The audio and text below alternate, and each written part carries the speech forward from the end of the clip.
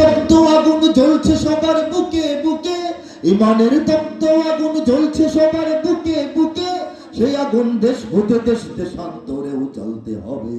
এদেশে আল্লাহু আকবরের সুরে সূর্য ওঠে, এদেশে আল্লাহু আকবরের সুরে সূর্য ডোবে। এদেশের পথে ঘাটে, এদেশের বাজার হাটে, এদেশের এদেশের এদেশের এদেশের এদেশের গঞ্জে গ্রামে খোদার নামের তসবিহাতে কত পীর আউলিয়াদের অশ্রু ঝরে গভীর রাতে। যে দেশের সন্তানেরা বক্তব্যে চায় কোরআন বুকে, যে দেশের সন্তানেরা বক্তব্যে চায় কোরআন বুকে, সে দেশে আল কোরআনের শাসন কায়েম করতে হবে।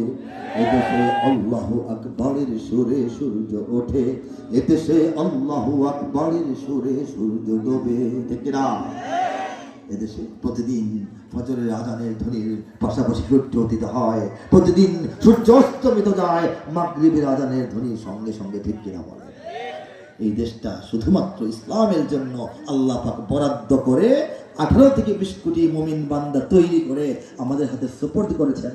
দিলাম জমিন, দিলাম ইমান, ইমানদাররা এই জমিনের মধ্যে দিন কায়েমের সংগ্রাম করতে থাকে। আমরা তৈরি আছি কারা? লিল্লাহি তাকবীর, লিল্লাহি তাকবীর। ইমানের তপ্ত আগুন জ্বলছে সবার বুকে বুকে। ঠিক কিনা জোরে বলেন? সে আগুন সত্যিকার অর্থেই কার কার হৃদয়ে আছে? হাত তুলে তাকবীর দিয়ে গোটা বিশ্বকে দেখিয়ে দে।